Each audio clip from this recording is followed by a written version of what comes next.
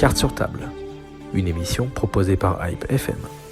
Carte sur table, Hype FM-ի շաբաթօրյա հայտագիրը։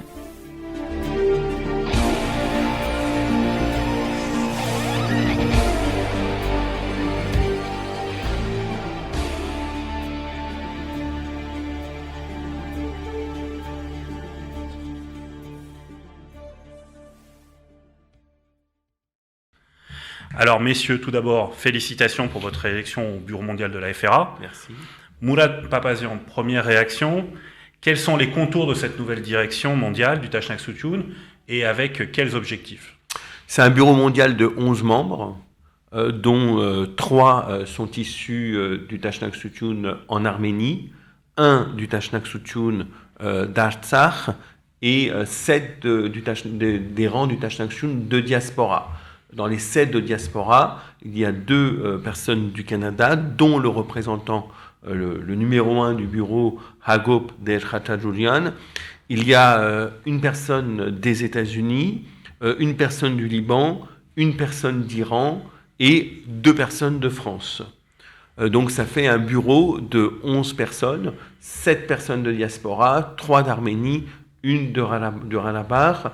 Les congressistes ont voulu effectivement que ce bureau soit largement représenté en diaspora, mais également très présent en Arménie et très présent en Artsakh aussi. Ce n'est pas la première fois qu'il y a un membre du bureau d'Artsakh, puisque rappelons dans des congrès, dans des bureaux précédents, il y avait eu la présence de Gorgi Bedrosian, oui, qui avait été président du Parlement d'Artsakh en 1992. Et donc, ce bureau est assez représentatif du climat qui a régné dans ce congrès, qui a clairement donné mission au bureau d'engager le parti dans l'action, le Tashnak Soutoun dans l'action, avec toutes ces structures en Arménie, en diaspora et en Artsakh, sur tous les sujets que nous évoquerons, je pense, ce matin. Alors, Ofseb Derkevokian, pour nos auditeurs qui ne sont pas forcément au fait des procédures internes de la FRA, c'est quoi un congrès mondial de la FRA? Oui, alors, le congrès mondial de la FRA fixe les objectifs stratégiques du parti. Donc le congrès a eu lieu tous les 4 ans. C'est un long processus. La préparation du congrès est un long processus. Avant 6 mois de la date du congrès, le bureau mondial envoie à ses rangs, aux groupes, à travers le monde, un rapport résumant son travail durant le mandat. Chaque groupe, section, évalue ce travail, adopte des motions pour le futur mandat, et élit ses délégués pour représenter les motions durant le congrès régional. Le congrès régional réalise le même travail, évalue l'action du bureau, le travail du bureau, et élit à son tour ses délégués et vote des motions, adopte des motions. Les délégués du monde entier, issus des congrès régionaux, se retrouvent durant le congrès mondial pour écouter la présentation détaillée du bureau et fixer la stratégie du parti. C'est un processus démocratique. Environ 15 000 Gusak-Tsagan, 15 000 Tashnak-Tsagan participent à ce processus. Durant le congrès, après plusieurs jours de débats francs, approfondis, la stratégie est fixée, des motions sont votées et l'élection du bureau mondial est réalisée. L'ordre du jour du congrès est très vaste. Donc, le congrès démarre par l'évaluation du travail du bureau, comme je l'ai dit, puis analyse la situation géopolitique, les relations externes de la FRA, la situation de l'Arménie, du peuple arménien, de l'Artsakh, du Tchavark. Après, il y a aussi à l'ordre du jour les sujets liés à l'organisation, le sujet lié au rajeunissement du parti, la modernisation du parti, les sujets liés aux organisations SOR, le Home Enetmen, le Home, le Hamaskaïn, les sujets liés à la jeunesse, comme le Norserund, et et après des sujets évidemment liés aux finances du parti. Voilà un peu, ce congrès a eu lieu, comme tu le disais, le 28 mars, du 28 février jusqu'au 8 mars à Dilijan, avec la participation de 100 délégués, dont 40 avec une voix décisive et 50 avec une voix consultative. Alors Mourad Papazian, un point qui revient souvent dans les reproches qui sont faits à la FRA Tashnak Souchoun, c'est justement un peu un manque de démocratie interne et puis un manque d'autocritique de l'action de la FRA. Ça a notamment été Nicole Pachinian qui avait mis ça en avant dans sa campagne électorale. On se rend compte qu'un congrès mondial, c'est quand même une grosse mécanique démocratique. En fait, l'objectif, c'est que les décisions soient prises en bas et qu'elles remontent, en fait. C'est pas péjoratif quand on dit en bas et qu'elles remontent, c'est que chaque militant de la FRA travaille sur un ordre du jour qui est extrêmement complet, comme l'a expliqué Hovsep, et chaque militant de la FRA peut faire entendre sa voix jusqu'en haut, en fait, jusqu'au congrès mondial. C'est la raison pour laquelle il y a les débats dans les groupes, après il y a les débats dans les congrès. Par exemple, il y a eu des débats dans tous les groupes de France. Il y a eu le congrès de France a adopté des motions où les délégués se sont exprimés, ont débattu, ont voté des motions. Et ce qui est intéressant dans la démocratie du Tashnak Souchoun, il y a deux choses qui sont intéressantes. La première, c'est qu'on respecte également la minorité. Évidemment, c'est la majorité qui l'emporte, bien sûr. Donc il y a des décisions, les décisions de la majorité sont portées au Congrès mondial, mais les minoritaires peuvent également porter au Congrès mondial, en fait, leur position, leur prise de décision. Ça, c'est la première chose. La deuxième chose qui est intéressante dans la démocratie du Tashnak Souchoun, c'est que quand une décision est prise finalement à la majorité, qu'elle est prise, qu'elle est votée à la majorité, tout le monde doit l'assumer. Ce qui est le propre de tous les partis politiques, normalement. Ce qui est le propre de tous les partis politiques, tout le monde doit assumer cette décision.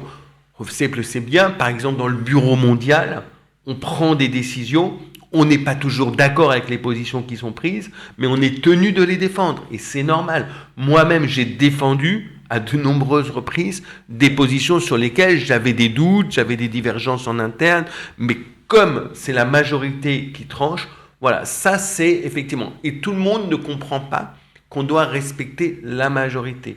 Et donc du coup, ce sont ceux qui violent les règles de cette démocratie-là, en fait, qui à un moment donné peuvent se retrouver en dehors du parti, parce que lorsque publiquement on défend des positions qui ne sont pas celles du Tashnak Souchoun finalement, on crée le trouble et ça crée un certain malaise. Au Savdek Avocat, on peut aussi dire qu'il y a un temps important qui est consacré à analyser le mandat qui vient de s'achever et qui à la fois regarde les réussites mais aussi les échecs, les erreurs, etc. Le travail du Bureau mondial est très sévèrement analysé. Oui, est très sévèrement analysé, critiqué. L'ensemble des décisions prises par le Bureau mondial sont évaluées par les délégués, par les rangs, après par les délégués. Et là, les analyses sont des analyses très approfondies et c'est... et après, les motions qui sont prises représentent l'avis des rangs aussi. C'est pas juste les délégués, c'est pas une classe, les dirigeants qui ont leur mot, c'est les rangs du parti qui expriment leur position, leurs critiques, leurs aussi félicitations à travers les délégués. Et aujourd'hui, si on analyse très objectivement les décisions du Congrès, les décisions et la motion votée, la résolution votée concernant l'activité du bureau, les rangs retrouveront leur avis concernant le travail du bureau. Alors, revenons aussi maintenant un peu aux problématiques stratégiques et politiques, après avoir parlé un peu de ce congrès. Ce congrès s'est déroulé en pleine guerre d'Ukraine. en pleine mise au banc de la Russie sur le plan international, une Russie qui est quand même le partenaire stratégique de l'Arménie, un peu plus d'un an après la guerre des 44 jours, qui a causé des pertes de territoire, qui a causé des milliers de morts, des milliers de blessés et des milliers de déplacés. Ces conséquences se mesurent encore aujourd'hui en Arménie, et puis ces conséquences sont aussi permanentes, puisque l'Azerbaïdjan continue à menacer l'Arménie. Comment la FRA a analysé ce contexte géopolitique? Peut-être Mourad Papazian, puis Ovsep Derkevokian complétera. C'est un vrai sujet, évidemment. Il était toujours présent dans la réflexion, dans les débats. Le danger de la guerre. Le danger de la guerre, c'est quelque chose que les Arméniens ont vécu dans leur chair il y a encore quelques mois, avec la guerre de l'Artsakh. Et donc, c'est évident que le contexte géopolitique, effectivement... Et avant de Syrie. Et avant de Syrie, c'est évident que le contexte géopolitique, avec tout l'investissement de la Russie dans la guerre en Ukraine, fait craindre aussi une résurgence du tandem turco-azéri qui pourrait profiter de ce moment-là, en fait, pour continuer à attaquer l'Arménie. Ils n'ont jamais cessé d'attaquer l'Arménie. On l'a bien vu, hein, depuis le cessez-le-feu du 9 novembre, en fait, l'Azerbaïdjan continue à prendre des otages, continue à prendre du territoire, à installer des soldats en Arménie, continue à tirer sur des soldats arméniens, continue à faire des dégâts. On l'a vu encore aujourd'hui, hier, ils ont frappé, ils sont en train de priver les Arméniens d'Artsakh du chauffage en plein hiver, donc ça continue. Donc ça a été extrêmement présent. Il est vrai que l'analyse géopolitique avec la présence de la Russie dans ces anciennes républiques, et plus précisément en ce qui nous concerne dans le Caucase et le Caucase du Sud, a été un élément sur lequel l'analyse a été très forte, entre la nécessité d'avoir un État indépendant, puisque le Tashnakhtun est le tenant d'un État indépendant, mais la nécessité également de respecter les relations stratégiques qu'on a avec la Russie, qui protège la frontière avec la Turquie, qui régule la paix et la guerre dans l'Artsakh, dans le Haut-Karabakh. Et donc c'est important d'avoir cette espèce d'équilibre, qui est un équilibre complexe, parfois instable, mais qui doit être celui d'une direction de l'État arménien responsable et qui voit en l'avenir. Ovsep Derkevokian, oui. Et quelles sont les marges de manœuvre de l'Arménie par rapport à la Russie? Aujourd'hui, ce que je peux dire, que la situation de l'Arménie est très très fragile, donc on le sait. La question de la survie de l'État arménien est posée.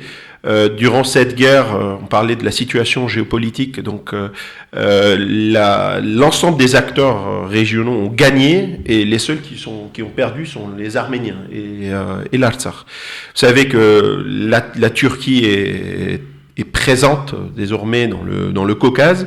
La Russie a renforcé sa présence dans le Caucase à travers les casques bleus russes en Artsakh. L'Azerbaïdjan a réalisé son objectif, c'est la prise de environ 75% du territoire de l'Artsakh, et l'Arménie se retrouve dans une situation très très très fragile. Nos marges de manœuvre concernant la Russie, il y a eu des erreurs très importantes faites par l'administration de Pachinian pendant les premières années. Vous savez que Pachinian était entouré par des personnalités anti-russes. Pachinian n'a pas respecté la Russie comme partenaire stratégique, n'a pas considéré la Russie comme partenaire stratégique, n'a pas traité la Russie comme partenaire stratégique. Et aujourd'hui, on a ce problème. Aujourd'hui, il faut pas répéter les mêmes erreurs. Il faut établir une relation basé sur le respect mutuel, ce qu'on ne voit pas aujourd'hui, parce que l'Arménie est dans une situation extrêmement faible. Il faut tout faire pour construire une relation avec la Russie et l'ensemble des acteurs de régionaux, hein, donc je parle aussi de l'Iran, pour pouvoir défendre les intérêts du peuple arménien. Évidemment, on a aujourd'hui moins d'atouts qu'avant. moins d'atouts qu'avant. Donc c'est l'union du peuple arménien, l'unité du peuple arménien doit être un atout. La situation, la stabilité interne doit être un atout. Et il faut tout reconstruire. Il faut tout reconstruire. Moulad Papazian, pour finir sur ce volet un peu géopolitique, vous représentez tous les deux ici l'Europe, et on a l'impression que l'Europe est le grand absent là-dessus. Et alors, petite question parallèle, on dit souvent de l'extérieur que la FRA serait un parti pro-russe, anti-turc et pro-russe. Est-ce que c'est la réalité ou justement vous êtes plutôt les tenants d'une indépendance de toute influence? Je l'ai dit précédemment, la FRA est un parti indépendant, imperméable à toutes les tentatives d'infiltration et d'influence que nous pouvons subir de l'Est ou de l'Ouest. Nous sommes les tenants d'un État arménien indépendant, puissant, mais respectueux des alliances, respectueux des traités qui sont signés et conscient effectivement aussi que dans la région, la Russie joue un rôle géopolitique, politique, militaire majeur. C'est la zone d'influence russe, l'histoire l'a montré, on le voit bien de quelle manière la Russie défend sa zone d'influence aujourd'hui en Ukraine. Et donc on est dans une problématique assez complexe, mais finalement assez simple également, et qui doit être gérée au mieux par l'ensemble des responsables arméniens. Et le Tashnaksutyun est conscient en fait du fait que l'Arménie est entourée d'ennemis, à l'est l'Azerbaïdjan, à l'ouest la Turquie, au nord la Géorgie qui a des alliances stratégiques avec l'Azerbaïdjan et la Turquie, et au sud, l'Iran qui est soumis à un embargo international, et donc la situation géopolitique de l'Arménie est extrêmement complexe, la Russie est extrêmement présente, il faut respecter, si la Russie ne protège pas la frontière avec la Turquie, excusez-moi, soyons clairs, l'armée turque est en 48 heures à Yerevan, si ce n'est 24 heures. Donc à un moment donné, il faut aussi, comme le disait très justement Hovsep Derkevorkian, avoir le respect effectivement des alliances qu'on a su construire et considérer effectivement la Russie comme un partenaire stratégique, mais en même temps défendre la nécessité de l'indépendance de l'État arménien, de son renforcement et de sa nécessaire reconstruction aujourd'hui. Tout ça a été extrêmement présent dans les débats du Congrès mondial, qui a pris des décisions en ce sens. Et tout à l'heure, je disais, ça a été un congrès de l'action. Ça a été un congrès qui a demandé à la direction, au Bureau mondial, d'agir sur le plan politique et de la cause arménienne, d'agir sur le plan de l'Artsakh, d'agir sur le plan de la diaspora, d'agir sur le plan de l'opposition à la politique dangereuse de Nicole Pachinian, d'agir pour construire une stratégie qui renforce la sécurité de l'Arménie et de l'Artsakh, d'agir également en faveur de l'union de la diaspora, du peuple de diaspora et du peuple d'Arménie et du peuple d'Artsakh. On va parler du volet Artsakh, mais vous n'avez pas répondu sur l'Europe. Alors l'Europe, écoutez, c'est pas parce que nous sommes, Hovsep et moi, en Europe que nous sommes responsables de la position de l'Union européenne. Il faut regarder dans l'histoire, effectivement, de quelle manière on a quand même, la semaine dernière, nous avions Christian Macarian et Frédéric Ancel sur ce plateau qui reconnaissaient que l'Europe nous a lâchés et que l'Europe, on a du mal à lui faire confiance. Je pense qu'il faut... ces termes nous a lâchés, nous a aidés, moi, je n'utiliserai pas ces mots. Il faut dire que chaque État, chaque union d'États a ses intérêts. Et aujourd'hui, malheureusement, le gaz de l'Azerbaïdjan continue à être un facteur très important qui oriente la politique de l'Union européenne. Malheureusement, aujourd'hui, le conflit entre l'Europe et la Russie ne nous aide pas aussi, il faut le dire, ne nous aide pas parce que l'Europe essaye aussi à travers ses différentes politiques avoir une influence sur l'Arménie. On n'est pas contre le maintien des relations, le renforcement des relations entre l'Europe et l'Arménie. Mais attention, il ne faut pas que ces relations, il faut que l'État arménien ne considère pas ces relations ou joue cette politique de complémentarité et non pas une politique qui est aux dépens de nos intérêts stratégiques avec la Russie.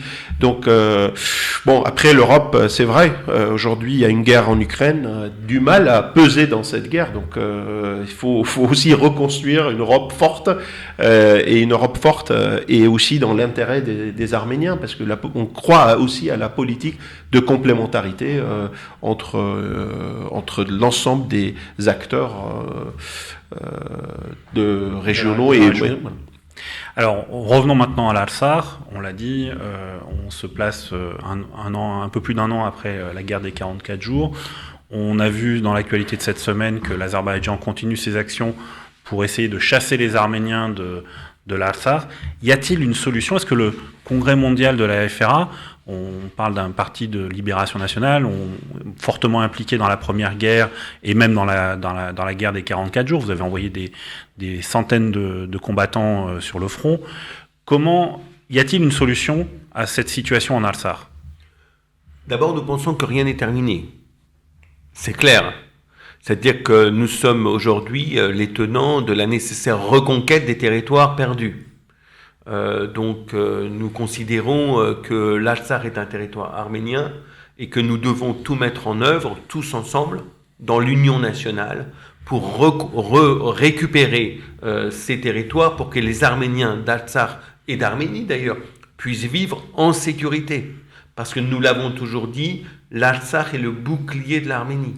C'est-à-dire que si l'Artsakh tombe, l'Arménie tombe. D'ailleurs, nous l'avons vu, une partie de l'Artsakh est tombée, une partie de l'Arménie est occupée aujourd'hui par l'Azerbaïdjan, sans d'ailleurs que le pouvoir arménien ait cherché à repousser l'armée de l'Azerbaïdjan qui est rentrée illégalement dans le territoire arménien. Rappelons que depuis le mois de mai, 1000 soldats azerbaïdjanais sont en Arménie aujourd'hui. Rappelons qu'ils ont mis dehors des villageois de villages dans la République d'Arménie sans que les autorités arméniennes réagissent, sans qu'elles portent ces violations sur la scène internationale, sans qu'elles interviennent auprès de l'ensemble des coprésidents du groupe de Minsk pour effectivement faire évoluer cette situation. Alors oui, l'Artsakh est une priorité. C'est une priorité pour le peuple arménien pour que nous puissions créer les conditions de la reconquête. Alors effectivement, sur cette question, nous mobilisons l'ensemble des forces du Tashnak Souchoun. Tous les bureaux de la cause arménienne sont mobilisés. Nous considérons que l'Artsakh et la cause arménienne sont totalement liés, puisque finalement l'aboutissement de la cause arménienne, c'est la création d'un État arménien libre, indépendant et réunifié, dans lequel l'Artsakh est présent, évidemment.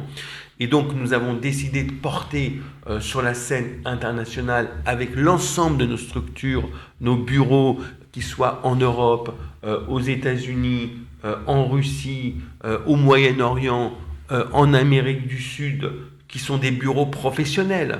C'est-à-dire que nous finançons des dizaines et des dizaines de militants professionnels, des experts. Nous créons ces bureaux pour qu'effectivement, intensément, tout au long de l'année, nous puissions porter le fer contre la diplomatie turco-azérie.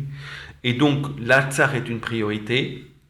Pour nous, nous avons pour objectif des objectifs de reconquête des territoires perdus, de sécurité de la population. On voit bien que la population ne vit pas en sécurité aujourd'hui. C'est l'intérêt de l'Artsakh, mais c'est aussi l'intérêt de la République d'Arménie, de reconstituer ce bouclier. Est-ce que, vous savez, Kevokian, on voit aussi que l'Azerbaïdjan mène une politique au niveau international de lobbying très très forte. dans toutes les instances internationales, l'UNESCO, l'ONU, le Parlement européen, à grands coups de même des instances sportives, puisque ils ont sanctionné dès lors qu'on dit que l'Artsakh est arménien, on a des sanctions qui tombent. Comment contrer cette politique de l'Azerbaïdjan au niveau international ? Je pense qu'il faut commencer par l'Arménie. Faut qu'on la libération des territoires occupés passera avant tout par des changements en Arménie.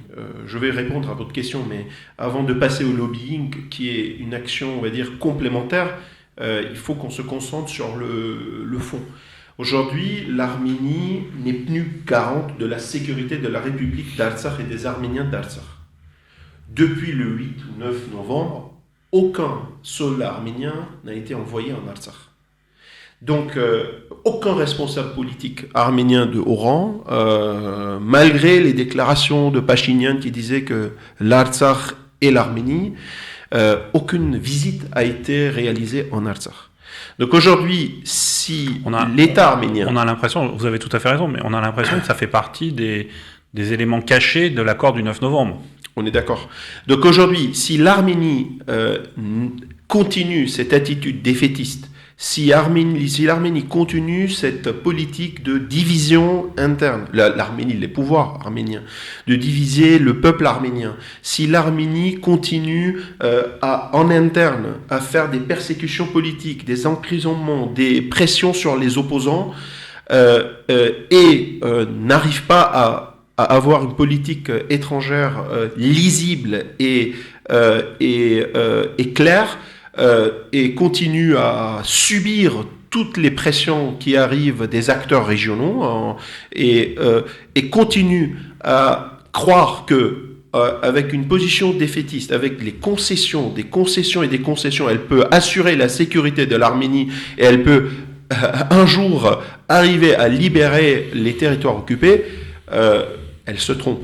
Donc l'Arménie, aujourd'hui, le pouvoir arménien se trompe. Donc il faut commencer par rectifier cette situation, par changer cette situation. Et on a fait beaucoup d'efforts après le 8 et 9 novembre pour arriver à changer cette situation. On n'a pas réussi, il faut l'admettre, mais il faut continuer. Ça ne sera pas facile, ça sera un long chemin, sauf changement géopolitique majeur, sauf une situation de force majeure, mais il faut qu'on continue parce que le changement sera par un changement qui sera fait en Arménie. Et on croit, parce que comme l'Arménie n'est pas garant de la sécurité, on croit au concept Azk-Panag, l'armée-nation, je pense qu'on peut le dire comme ça, et c'est, comme disait Mourad aussi, avec des nouvelles approches, en se basant aussi sur le concept de Azk-Panag, il faut essayer de combler ce vide ou cette politique défaitiste du gouvernement arménien. Mourad Papazian, sur cette question de la sécurité et de la défense de l'Arménie, on sent bien quand même que l'armée arménienne est en totale déliquescence. On pense même que les stocks n'ont pas été reconstitués depuis la fin de la guerre et qu'en réalité, elle n'est pas opérationnelle, cette armée. Voire même, elle est en train d'être démantelée puisqu'on veut supprimer la conscription dans le projet du gouvernement. Je pense que, pour rebondir un peu sur ce que disait Hovsepp sur la nécessité, effectivement, de reconstruire l'Arménie elle-même avant de récupérer, effectivement, le Ranabar perdu, une partie du Ranabar perdu, c'est le principal objet de notre opposition avec le gouvernement de Nicole Pachinian. On considère aujourd'hui que depuis la défaite du 9 novembre, effectivement, le pays n'est plus dirigé. L'économie n'est pas stimulée, l'armée n'est pas reconstruite, les relations internationales ne sont pas organisées, la relation avec la Russie n'est pas au bon niveau, et donc il y a une nécessaire reprise en main effectivement du pays qui est importante. On a essayé, effectivement, on a échoué par les élections d'ailleurs, d'arriver au pouvoir. Ça ne veut pas dire que l'opposition ne doit pas continuer à jouer son rôle. Elle doit continuer à jouer son rôle. Vous savez, aujourd'hui, Nicole Pachinian continue à affaiblir en fait l'Arménie, alors qu'il faut la renforcer. Vous avez parlé de l'armée, effectivement, aucune initiative n'est prise pour reconstruire l'armée, pour renforcer l'armée.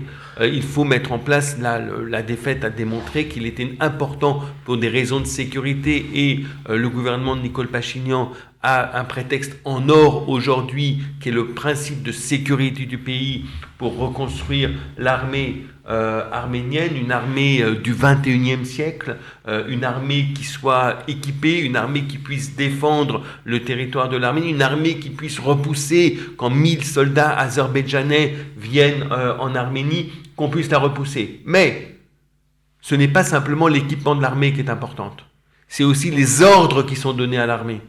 Parce que pendant toute la guerre des 44 jours, c'est Nicole Pachinian et sa femme qui ont dirigé les opérations, qui ont dirigé l'armée.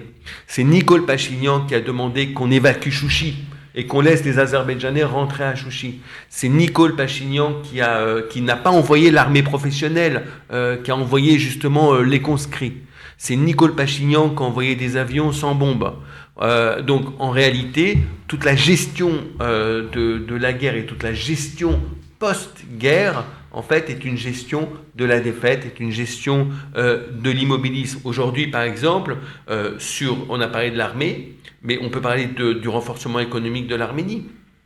Aucune décision stratégique n'est prise aujourd'hui par le gouvernement pour développer l'économie. En fait, le gouvernement compte aujourd'hui sur les relations avec la Turquie, l'ouverture des relations économiques avec la Turquie pour dynamiser l'économie arménienne.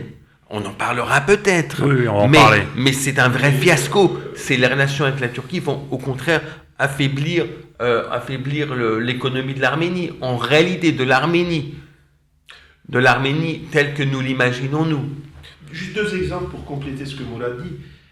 4 ministres de la Défense en 3 ans. 6 ou 5 chefs des armées en 3 ans. Changement de chef des armées durant la guerre de l'Ukraine. Bon, je vous laisse me dire si ces changements sont positifs ou négatifs concernant la stabilité de l'armée. Après, j'ajouterai un autre point pour le rapport qui est très important, qui a été évoqué durant le congrès où il y a eu une décision, c'est tout faire pour garder les Artsakhites en Artsakh. C'est très important, donc de soutenir les Artsakhi, de soutenir cette population pour qu'elle reste en Artsakh. Aujourd'hui, ce qu'on voit, les bombardements, le fait de couper le gaz, tout est fait pour pousser les Artsakhi de partir d'Artsakh. Donc moi, sans véritable réaction justement du gouvernement arménien, ni même condamnation. Cette semaine, on n'a même pas eu une condamnation de la coupure du gaz. Donc moi, c'est un appel aussi à tous les Arméniens de se rendre en Artsakh aussi, parce que les liens entre la diaspora et l'Artsakh aussi, c'est très très important. C'est d'aider les Artsakhi en Artsakh. Pour qu'on puisse avoir une terre, pour que l'Artsakh reste une terre arménienne. Alors, vous en parliez. Autre sujet qui a stigmatisé, enfin qui est mis en évidence, c'est que l'Arménie souhaite normaliser ses relations avec la Turquie.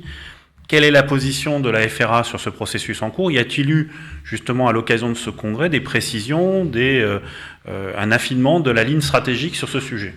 Oui, ça a été extrêmement présent parce que finalement, c'est un sujet qui touche très, très fermement à la question de la sécurité de l'Arménie.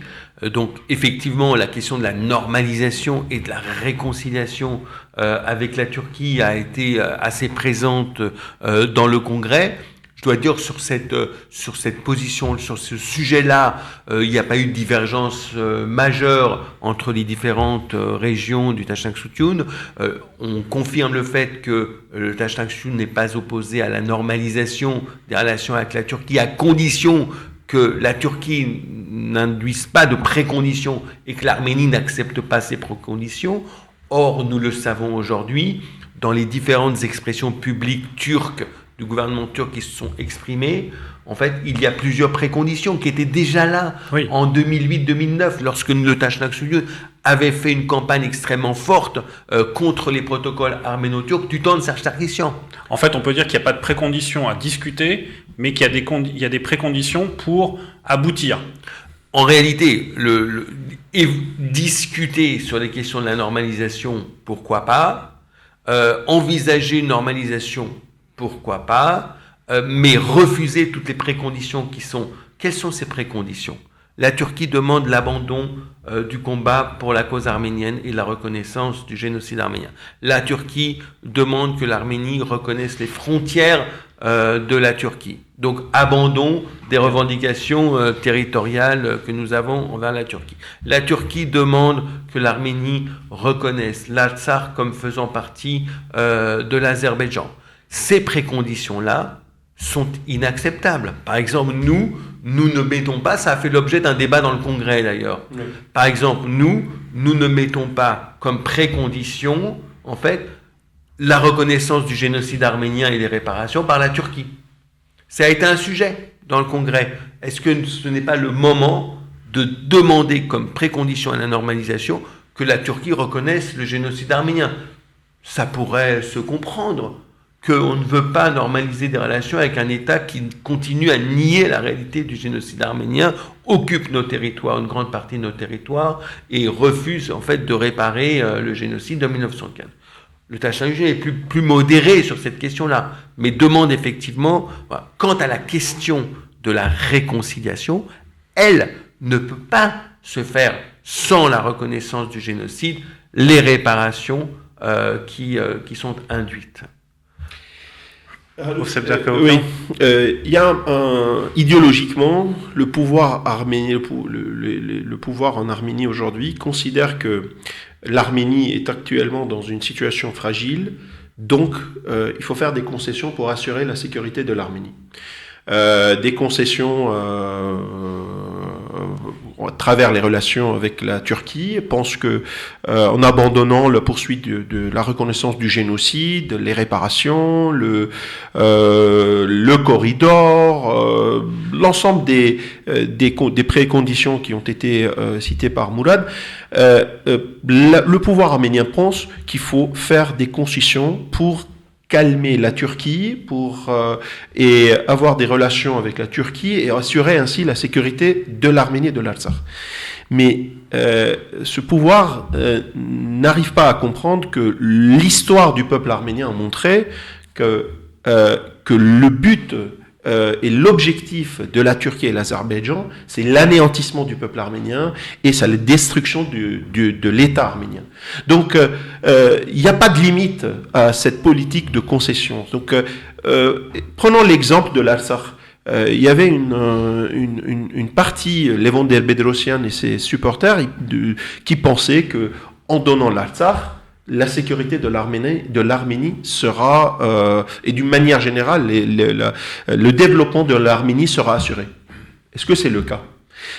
On peut aller, loin dans l'histoire et voir que à chaque fois qu'on a fait des concessions, les Turcs et les Azéris ont voulu beaucoup plus.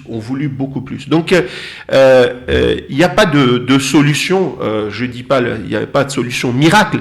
La solution, c'est le renforcement de l'État arménien. C'est le renforcement de l'État arménien. C'est l'unité du peuple arménien. C'est le travail professionnel qui doit être fait qui n'a pas été fait complètement pendant les 30 dernières années, on est d'accord, mais qu'il faut le faire, qu'il faut poursuivre pour qu'on puisse arrêter cette politique, cette tendance qui, à la fin, mènera à une destruction totale de la civilisation arménienne. Alors, Mourad Papazian, en 2009, la FRA et puis vous étiez opposé fortement au protocole arméno-turc. Sous Serj Sarkissian, ça avait abouti au bout de 10 ans de lutte. Vous n'étiez plus dans le gouvernement, vous n'avez pas participé au gouvernement de Serj Sarkissian. Et donc, ça a été une campagne très dure pour s'opposer à ces protocoles. Aujourd'hui, de l'extérieur, on vous reproche, on dit que la FRA est en retrait sur cette question et que finalement ça se limite à des communiqués, des déclarations, mais qu'il n'y a pas sur le terrain une action pour lutter contre ce rapprochement arméno-turc. C'est vrai qu'en 2009, nous avons été extrêmement actifs, extrêmement opposants sous le pouvoir de Serge Sarkissian. Nous avons mené une opposition extrêmement active au protocole arméno-turc qui aurait produit les mêmes effets que ceux qui produiraient aujourd'hui si effectivement la normalisation devait être active, c'est-à-dire la normalisation des relations diplomatiques, la normalisation des relations commerciales. Comme vous avez fait des études d'économie, Harout Mardirossian, vous savez bien que lorsqu'on met en place une zone de libre-échange économique, ça crée la possibilité pour des entreprises étrangères, en respectant les lois du pays, mais de s'installer en Arménie. Ce qu'on appelle la distorsion de la concurrence. Ça crée également la possibilité de racheter des entreprises arméniennes. Pourquoi pas 3, 4, 5 fois le prix ? Il n'y a pas de sujet de concurrentiel dans cette hypothèse-là.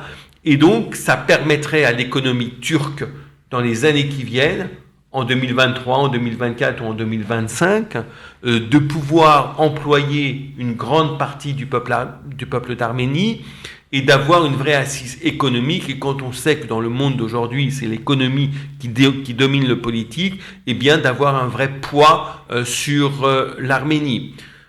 Je vais répondre à votre question, Harout Mardirossian. Je sais que vous êtes très exigeant sur la nécessité de répondre aux questions, mais avant, je voudrais continuer. C'est ce que nos auditeurs demandent. Ce développement-là, c'est effectivement. Et donc, ce qui signifie que il faut pas être naïf. L'Azerbaïdjan et la Turquie ne veulent pas la paix. Ils veulent mettre la main sur l'Arménie et réaliser en 2023, 2024, 2025 ce qui n'a pas été totalement réalisé en 1915. Finalement, c'est l'anéantissement de l'Arménie et du peuple arménien. C'est leur objectif. Donc, il y a plusieurs moyens de le faire, et pour eux, ils considèrent que c'est très facile de le faire sur le plan économique et de dominer économiquement, donc politiquement, en fait, l'Arménie, qui ne sera plus votre Arménie et qui ne sera plus la mienne non plus. En réalité, si demain la Turquie s'installe en Arménie. Alors, oui, nous avons décidé de nous opposer de toutes nos forces, en réalité, à cette normalisation si elle est assujettie à des préconditions de la part de la Turquie. Et de créer une véritable campagne d'information, effectivement, pour qu'il y ait un élan, un mouvement, en fait, de protestation en diaspora et en Arménie, un mouvement d'opposition à ce projet en diaspora et en Arménie qui soit suffisamment puissant pour créer le trouble, en fait, au sein du gouvernement arménien. À l'époque, le président Sarkissian avait voulu faire une tournée de la diaspora pour vendre cette idée-là, pour convaincre effectivement la diaspora, pas pour échanger finalement, parce qu'en fait, les différents gouvernements arméniens qui sont succédés ne sont jamais venus en diaspora pour demander l'avis de la diaspora. Ils sont toujours venus en diaspora pour imposer des idées, pour vendre des idées, pour convaincre et non pas pour entendre en réalité. Et donc Serge Sarkissian avait fait sa tournée et il est arrivé à Paris en premier, comme première étape. Et vous vous souvenez de quelle manière il avait été accueilli à Paris et ce qui avait créé un effet boule de neige dans toute la diaspora et en Arménie également. Juste un point. Il y a une politique et une attitude sournoise des autorités arméniennes. Et il faut que le peuple arménien se réveille. Vous savez, durant la guerre des 44 jours, Harteluyenk, pendant 44 jours, l'armée et d'une manière générale sur le terrain, l'Arménie perdait, mais le pouvoir, malgré la réalité du terrain, déclarait Harteluyenk. Harteluyenk. Il y avait un objectif très clair, c'est d'affaiblir et de contrer toute forme de réaction interne en Arménie. Et à la fin, au bout de 44 jours, il y a eu cette capitulation. La FRA avait les informations du terrain, mais on a tout fait pour ne pas casser l'unité nationale. Aujourd'hui, c'est la même politique, c'est la même stratégie qui est adoptée par rapport aux relations arméno-turques, à ces négociations. Aujourd'hui, il n'y a pas d'accord, un texte d'accord. Tout est fait graduellement, pour ne pas provoquer une réaction forte des Arméniens. Mais le danger est réel. Et un jour, on va se réveiller avec un accord qui est signé, un accord de paix qui est signé entre l'Arménie, l'Azerbaïdjan et la Turquie. Donc, il faut absolument se réveiller et ne plus être victime de cette attitude, de cette politique sournoise que mène l'État arménien. Et la FRA sera aussi capable de fédérer et de contrer cette stratégie si, d'une manière générale, les Arméniens se réveillent. Donc il ne faut pas uniquement, arriver à critiquer la FRA, pourquoi, mais c'est aussi le peuple arménien, c'est notre rôle aussi d'expliquer tout ça, c'est ce qu'on fait, mais il faut que le peuple arménien se réveille parce que le danger est imminent et un jour on va se réveiller avec des accords qui auront un effet dévastateur d'une manière générale, sur les futures décennies et les siècles concernant le peuple arménien. Alors, Moulad Papazian, vous venez, au CEPTR Volcan, vous venez d'entamer, on a vu, sur l'Afsar, sur l'Arménie, où il y a quand même une forme de forte opposition au pouvoir actuellement en Arménie, au pouvoir de Nicole Pachinian.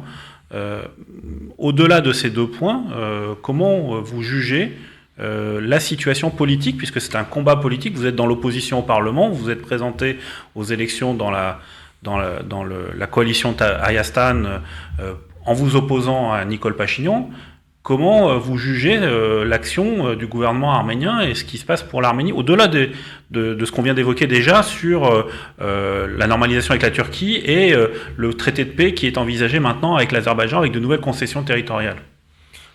On l'a dit un peu tout au long de cette émission, c'est-à-dire qu'on est extrêmement sévère par rapport à l'immobilisme de la politique du gouvernement Pachinian, que ce soit sur l'Afsar, que ce soit par rapport à la normalisation avec la Turquie, que ce soit sur l'absence d'une vraie politique de développement économique, que ce soit sur une absence d'une politique de renforcement de la sécurité nationale avec la modernisation de l'armée, que ce soit également sur les questions de la sécurité du territoire de l'Arménie qui est aujourd'hui envahi en partie par 1000 soldats azerbaïdjanais. Aujourd'hui, sur les questions, rien n'est mis en œuvre sur les questions de pouvoir d'achat, rien n'est mis en œuvre sur les questions des contrôles des prix. En réalité, le pays n'est pas dirigé. Il faut qu'on se dise ça. Le pays n'est pas dirigé. On a toujours l'image, effectivement, de Nicole Pachinian en 2018, qui a fait sa révolution de velours et qui est venu pour sortir des dirigeants corrompus, un pouvoir antidémocratique, etc. C'est cette image-là. Un pouvoir qui était corrompu par des oligarques, etc. Nicole Pachinian a ses oligarques. Oui. Nicole Pachinian a ses oligarques. Il continue à avoir de la corruption de manière différente. En Arménie, de manière beaucoup plus sophistiquée. On voit bien que les proches de Nicole Pachinian continuent à gagner des contrats sans consultation publique, en réalité. Et donc, il est en train d'installer, on l'a vu au cours des dernières élections au mois de juin, législatives, de quelle manière Nicole Pachinian a fait comme les anciens, à mobiliser l'administration pour aller voter, à menacer l'administration si elle n'allait pas voter, etc. Comme les anciens. En fait, il est en train de reproduire quasi à l'identique et de manière encore plus sophistiquée et encore plus maligne le schéma qui avait été mis en place par les pouvoirs précédents, que nous avions dénoncé en son temps et que nous dénonçons encore aujourd'hui. Donc il est nécessaire, c'est la raison pour laquelle nous considérons qu'il y a une nécessité aujourd'hui d'un changement de pouvoir en Arménie, parce que la situation elle-même l'exige, et parce que ce gouvernement, et parce que Nicole Pachinian n'est pas à la hauteur. Il a été un formidable opposant. On a tous vu la manière dont il a réussi à galvaniser les foules, parce que c'est un homme charismatique, c'est un formidable opposant, mais ce n'est pas un bon dirigeant. Ce n'est pas un bon Premier ministre. Il ne faut pas mélanger les genres. Sur la question de la diaspora, on a vu de quelle manière également il a envoyé son haut-commissaire à la diaspora tenter d'affaiblir la communauté arménienne de France. On en parlera peut-être tout à l'heure, même si ça n'a pas fait l'objet d'intenses débats dans le Congrès, la question de la venue de Zahe Sinani en France, mais malgré tout, elle a été évoquée. Elle a été évoquée parce que ça montre de quelle manière le gouvernement arménien tente de contrôler la diaspora. Or, la diaspora doit rester indépendante de tous les pouvoirs. On s'est battu pour que la diaspora reste indépendante de Ter-Petrosyan, de Kocharyan, de Sarkissian. Elle doit rester indépendante de Pachinian également. Alors, on voit que le pouvoir en Arménie cherche à dualiser le combat politique en opposant d'un côté la modernité qu'il incarnerait, l'ouverture vers le monde qu'il incarnerait, la paix qu'il incarnerait, et puis d'une certaine façon en ostracisant, en présentant l'opposition comme étant les anciens, les corrompus, ceux qui veulent la guerre et donc de nouveaux morts, etc. Comment est-ce que cette stratégie a été discutée et du coup quelles sont les alliances qui ont été évoquées, enfin, comment prendre le pouvoir au bout de tout ça, c'est comment prendre le pouvoir. Oui, Harut, ce pouvoir présenté avait une image beaucoup plus démocratique, mais vous avez vu Pachinian avec un marteau durant les élections. Ce pouvoir est exemple de corruption, mais vous savez que Grzo, un des plus grands oligarques, est dans le Parlement et élu est député et a aussi continué son business d'une manière générale. Il a décroché par exemple un contrat de l'approvisionnement en essence de toute l'armée. Voilà. Après, on parlait de tolérance, mais Pachinian durant les élections et après, a lancé un appel pour brûler le drapeau de la FRA. Donc, on peut pas continuer comme ça. On peut pas continuer comme ça. Il faut faire ce changement. Ce changement, on l'a essayé de le faire à travers les élections, avant les élections, à travers des manifestations. On a proposé comme candidat Vasken Manoukian, qui est une personnalité politique avec beaucoup d'expérience, très respectée. Malheureusement, le populisme a gagné. Malheureusement, l'image ou les craintes d'une guerre ont été, comme tu disais, diffusées dans la population et il y a eu l'élection de Pachinian. Donc, encore une fois, il n'y aura pas de miracle. Il faut travailler, il faut dans le Parlement, le FRA va continuer son travail, va critiquer, va demander des comptes, mais le Parlement ne suffira pas. Il faut aussi travailler sur le terrain. Il faut convaincre la population d'Arménie. Il faut avec des arguments. C'est un travail qu'on fait. Il faut continuer à le faire. Après, si nécessaire, et à des moments précis, il faut aussi descendre dans la rue, organiser des manifestations. Il faudra aussi unir le peuple arménien parce que la diaspora jouera aussi un rôle important. Et vous avez vu ce qui a été pendant la visite de Sinanian. Malheureusement, cette division, ils veulent aussi l'exporter à la diaspora. Il faut refuser et il faut que la diaspora puisse avoir un rôle, une position très importante. Parce que demain, si le sujet du génocide, le sujet des réparations tombe à l'eau, la diaspora subira un choc qui va malheureusement aussi avoir un effet sur la survie de la diaspora. Donc, c'est la cause arménienne et le ciment qui unit aussi la diaspora. Et sans cause arménienne, d'une manière générale, c'est pas uniquement l'Arménie qui est affaiblie, parce que ça, c'est aussi un point important, parce que Pachinian, il pense que le génocide, c'est un fardeau, les réparations, c'est un fardeau. Non, c'est aussi des atouts.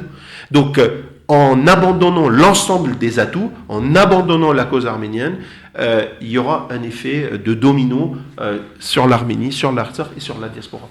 Alors, Moulad Papazian, justement, on a parlé des élections, on a parlé du mouvement de sauvegarde de la patrie, des manifestations dans la rue, etc. On vous a reproché à la FRA d'avoir intégré le groupe Hayastan, de ne pas avoir eu une stratégie indépendante et d'avoir accepté le leadership de Robert Kotcharian pendant ces élections. C'est ce que met en avant le pouvoir, qui dit votre chef, alors qu'il ne parle pas de la FRA. Est-ce que ces stratégies d'alliance ont été réaffirmées par ce congrès ou y a-t-il eu des nouveautés dans l'analyse politique du mandat à venir ? D'abord, réexpliquons les raisons pour lesquelles nous avons mis en place cette alliance Hayastan. Nous l'avons mis en place pour créer un bloc d'opposition suffisamment fort. Nous avions analysé qu'en Arménie, il y avait les pro-Pachinian et les anti-Pachinian. Donc, pour réussir à gagner les élections, il a fallu fédérer, en fait, le bloc de tous ceux qui s'opposaient à la politique de Nicole Pachinian. Et ça s'est incarné, finalement, par la création de l'alliance Hayastan, dans laquelle est Robert Kotcharian en tant qu'acteur. Robert Kotcharian n'est pas le leader de l'alliance Hayastan, il n'est même pas au Parlement, donc il n'est pas donc présent dans le groupe parlementaire dans lequel nous sommes majoritaires. La FRA, les députés du Tashnak Southioun sont majoritaires dans ce bloc-là et jouent un rôle de leadership extrêmement voyant, ça se voit au Parlement, avec des personnalités qui ont de l'expérience politique, qui sont d'excellent niveau, qui étaient d'ailleurs au Congrès, qui participaient d'ailleurs pour un certain nombre d'entre eux au Congrès mondial. Donc l'objectif de cette alliance, c'était de gagner les élections. On les a perdues. Les élections ont été perdues. Nicole Pachinian les a remportées. Cela ne signifie pas qu'il ne doit plus y avoir d'opposition en Arménie. Comme dans tout pays démocratique, il y a une majorité, il y a une opposition, et le débat public entre la majorité et l'opposition s'incarne également au Parlement. Alors, l'objectif, c'est de progresser, de convaincre, comme l'a expliqué fort bien Hovsep Delkevorkian à l'instant, c'est de continuer à travailler pour convaincre effectivement la population d'Arménie, parce qu'en fait le changement de pouvoir se fera démocratiquement ou ne se fera pas. Et donc c'est de continuer à convaincre les jeunes, c'est de continuer à convaincre les Yerevansi, c'est de continuer à convaincre les agriculteurs, c'est de continuer à convaincre la population d'Arménie, effectivement, du bien fondé de l'alternative que nous proposons. Et il n'est absolument pas exclu d'élargir la base de l'opposition à d'autres personnalités. Mais je veux dire juste ici que effectivement la version selon laquelle notre chef serait Robert Kotcharian est fausse. Je le dis publiquement, Robert Kotcharian n'est pas le chef du Tashnak Southioun. Robert Kotcharian n'est pas le chef du bloc parlementaire Hayastan Tashink. Nous ne sommes pas sous les ordres de Robert Kotcharian, nous sommes un parti indépendant. Et d'ailleurs, nous lui avons dit, et d'ailleurs, nous l'avons répété, et d'ailleurs, je lui ai dit moi-même lorsque je l'ai rencontré au mois de mai, Hovsep était là aussi à Yerevan, nous sommes une force indépendante, notre alliance, effectivement, avec Robert Kotcharian a pour but de créer une alternative au pouvoir, et il faut que nous soyons de plus en plus nombreux, de plus en plus rassemblés, parce que c'est une question de sécurité nationale. C'est une question de vie ou de mort pour l'Arménie. C'est une question que demain, l'Arménie peut ne plus exister en réalité. Et donc nous sommes aujourd'hui prêts à tout pour inverser cette tendance-là. Nous savons où nous avons été critiqués pour cela.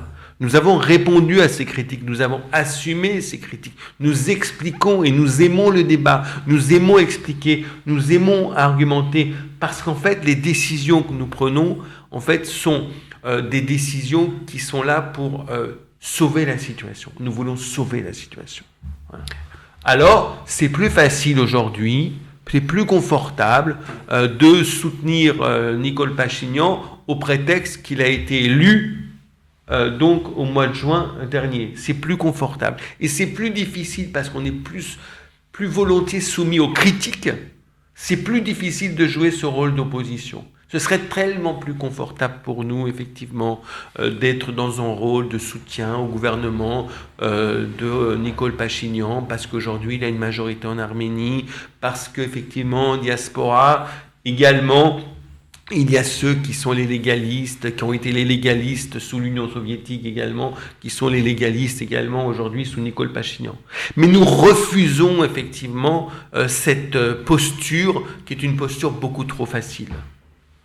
Ofsem Derkevolkan, la FRA c'est un parti progressiste, socialiste même, et justement, n'y a-t-il pas un des prochains enjeux dans une optique aussi de maintenir une population en Arménie qui peut avoir le risque du départ économique vers l'Europe, les États-Unis, etc. N'y a-t-il pas un enjeu à faire avancer les questions sociales, les questions de société en Arménie pour justement convaincre, à faire adhérer le peuple à l'idéologie de la FRA? Oui, Harut, comme tu sais, la FRA est une force politique socialiste, donc, et pour nous, la justice sociale est une valeur fondamentale. Comme tu disais, comme on disait, aujourd'hui, l'Arménie n'est pas un pays démocratique. La justice sociale et la corruption ne sont pas... la justice sociale n'est pas établie, la corruption n'a pas été éradiquée, et il y a un terrain très important d'action qu'il faut absolument réaliser. Malheureusement, la guerre, malheureusement, les enjeux, existentiels de l'Arménie aujourd'hui font que notre attention est beaucoup plus sur les questions de la sécurité, de l'armée, de la défense, de la politique étrangère, que sur les questions on va dire sociétales. Le pouvoir d'achat. Voilà. Le président a évoqué la question du pouvoir d'achat. Donc, ça devient criant. On vient d'apprendre que, par exemple, la Russie va arrêter ses exportations de blé à destination de l'Arménie. Quid de ce qui va se passer cet été? C'est-à-dire qu'à un moment donné, il n'y aura pas une crise du pain en Arménie. On est d'accord. Donc aujourd'hui, nous, à travers nos parlementaires, à travers le bureau aussi de social économique qui étudie les sujets, ces sujets au sein de la FRA, on émet un certain nombre de recommandations au gouvernement. Malheureusement, le gouvernement ne veut pas nous entendre, ne veut pas nous écouter. Mais comme on a ce refus, la FRA, à travers ses organisations, à travers le Home, à travers la jeunesse, la Croix Bleue, à travers la jeunesse, à travers ces différentes structures, investit des millions d'euros en Arménie pour soutenir la population. Par exemple, je peux vous donner un exemple, c'est le projet Verelk des jeunes de la FRA à travers le monde, qui soutient les jeunes en Arménie et en Artsakh pour qu'ils créent leurs entreprises et qu'ils puissent rester en Arménie, pour que ce risque de Ardakar de l'émigration, qui est vraiment beaucoup plus élevé qu'avant, baisse.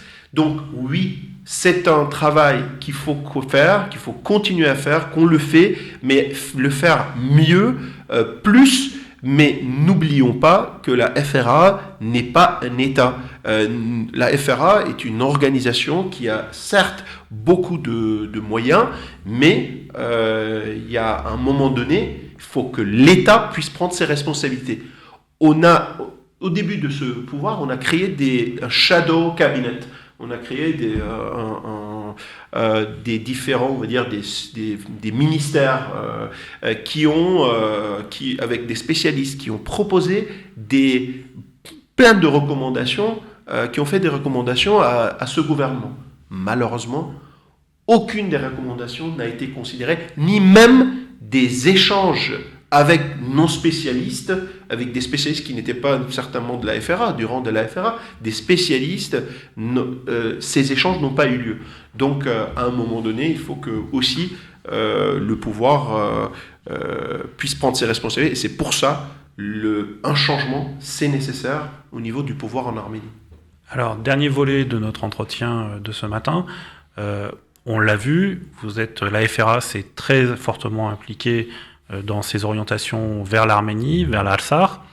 Mais justement, qu'est-ce que vous pouvez répondre à beaucoup de gens qui nous écoutent, à nos auditeurs, qui disent oui, mais du coup, vous vous occupez tellement de l'Arménie et de la diaspora, de l'Arménie et de l'Artsakh, que vous vous occupez pas de la diaspora.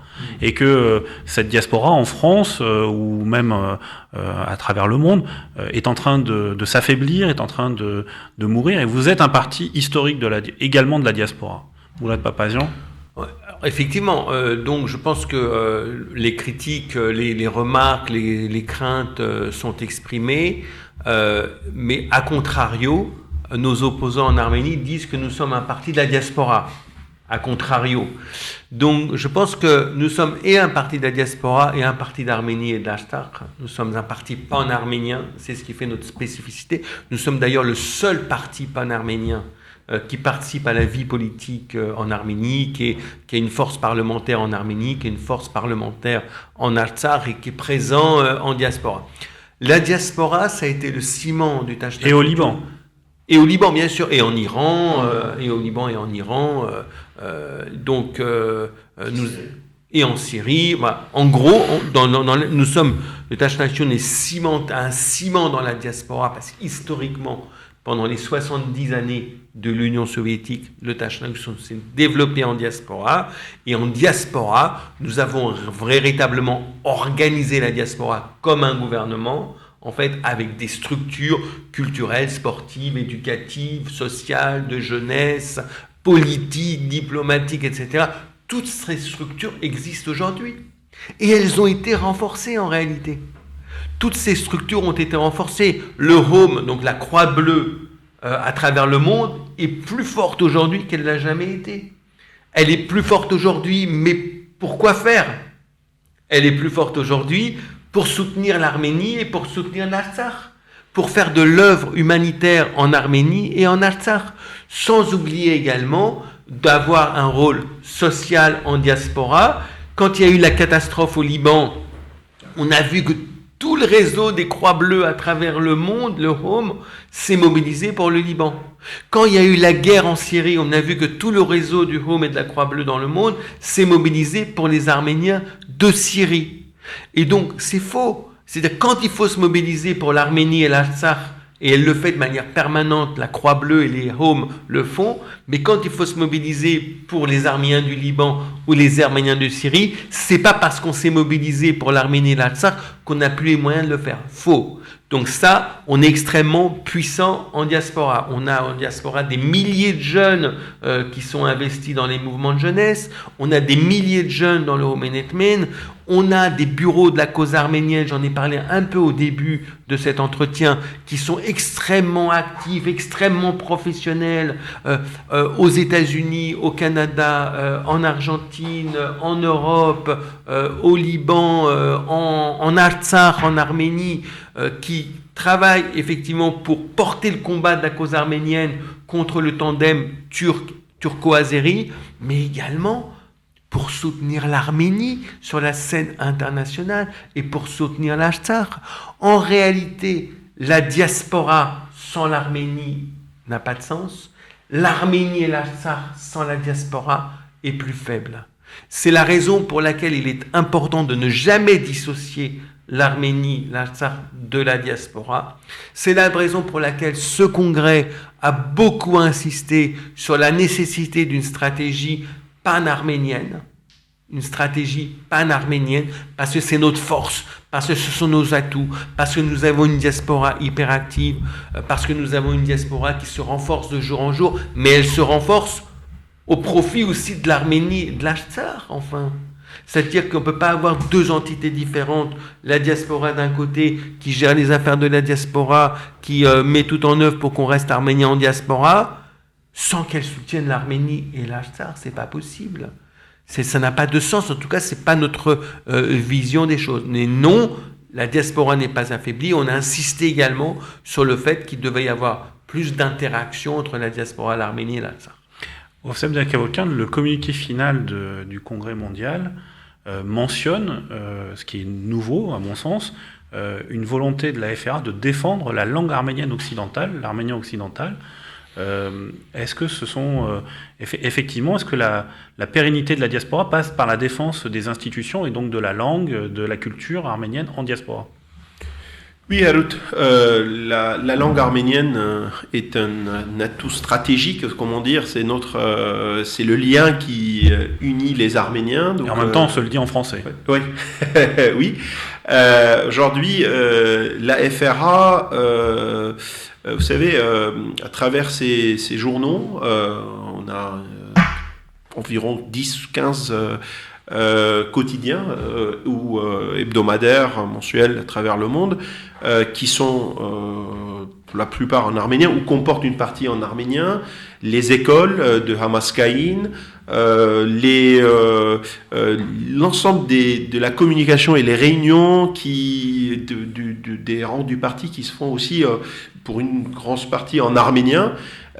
Aujourd'hui, pour la FRA, la langue arménienne et surtout la langue Arev Medahaerena il faut absolument la préserver, le faire évoluer d'une manière générale.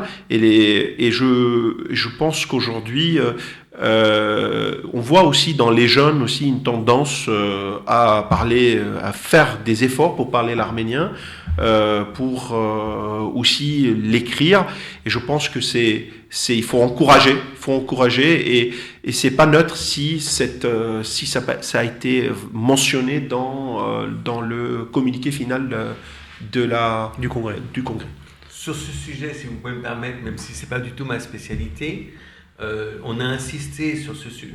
Le peuple arménien a deux langues, Arev Elahai et Arev Medahai, arménien oriental qui se parle en Arménie et en Iran, et Arev Medahai qui se parle en diaspora. Le Arev Elahai, on n'a pas de sujet, c'est une langue vivante en fait. C'est une langue vivante qui se parle dans un État indépendant et qui évolue, etc. C'est le Arev Medahai qui est en danger parce qu'il est parlé en diaspora. Donc c'est la raison pour laquelle l'accent a été mis sur le Arev Medahai. Même l'UNESCO a reconnu que c'était une langue en danger. Absolument. Donc en gros, nous considérons que le Arev Medahai, la langue arménienne, est une institution, c'est important de la faire évoluer, etc. Nous considérons que l'Église est importante aussi, qu'il faut également développer l'Église, sauver l'Église, parce que c'est un élément important du peuple arménien. L'école est importante, parce que c'est là où on apprend les valeurs, la langue, l'histoire, et on se forge une identité arménienne. Et donc, du coup, ça a fait aussi l'objet de discussions au sein du Congrès, parce que ce sont aussi les bases du peuple arménien, les racines du peuple arménien, et les racines doivent être arrosé en fait. Alors, vous l'avez évoqué, mais vous allez pouvoir répondre à cette question-là, mais vous avez commencé à l'évoquer tout à l'heure, mais n'y a-t-il pas, justement, avec l'arrivée des nouvelles communautés arméniennes d'Arménie, comment la FRA peut justement porter son message au sein de ces communautés, et puis surtout, comment peut-elle faire pour éviter, ou si c'est sa volonté, la mainmise par les autorités arméniennes. Vous avez évoqué tout à l'heure le haut-commissaire à la diaspora, comment on peut éviter l'influence ou la mainmise de l'Arménie et du gouvernement arménien sur ces communautés et sur la diaspora, qui a la puissance financière, parce que on l'a vu cette semaine avec un certain nombre de choses où c'est l'État arménien qui va décider quels sont les projets qu'elle va soutenir en Europe et en France. Non, je crois qu'il faut communiquer, intégrer la nouvelle diaspora à la diaspora, échanger, convaincre, argumenter, avoir des relations. Ils font partie du peuple arménien. On doit. Alors, je pensais que vous alliez me poser une autre question en fait. Je pensais que vous alliez me poser la question de ces Arméniens qui arrivent d'Arménie. Est-ce qu'ils doivent s'adapter au Arev Medahai ou à Arev Elahai ? Non, pas encore. Moi, je pense qu'ils doivent continuer à faire ce qu'ils veulent. Exactement. C'est-à-dire que s'ils veulent apprendre à leurs enfants le Arev Elahai, l'Arménien oriental, il faut qu'ils aient la possibilité de leur apprendre l'Arménien oriental. S'ils veulent leur apprendre l'Arménien occidental, il faut qu'ils aient la possibilité de le faire. S'ils veulent leur apprendre les deux langues, il faut qu'ils aient la possibilité de le faire. Vous connaissez ma position là-dessus, c'est pas une question de la langue. Pour moi, c'est une question. Il y a uniquement mon antisoviétisme fait que je ne supporte pas la grammaire soviétique et que c'est celle-là qu'il faut supprimer. Mais juste, Harout, sujet. il faut dire une chose il ne faut pas diviser, comme on l'a dit, et ne pas écarter, par exemple, ceux qui ne parlent pas l'arménien, ceux qui ne parlent pas l'Arev Medahai. Il faut vraiment s'unir. Et juste un exemple, au congrès de la FRA, on avait des Ngel, pour peut-être la première fois, où c'est rare, mais des Ngel qui ne parlaient pas l'arménien. Oui. Et ça, c'est important. Ouais. Ça, c'est important. Ouais. C'est aussi un message pour les jeunes. Voilà. Les États-Unis. Voilà. C'est aussi de l'Est, la côte Est. Voilà. Donc, c'est aussi un message pour les jeunes. Donc, c'est. Alors, oui, tu as raison. Excuse-moi de t'interrompre, mais juste sur ce sujet-là, parce qu'on est parti sur la langue, etc. On peut très bien être arménien et ne pas parler arménien. On peut très bien défendre la cause arménienne et ne pas parler l'arménien.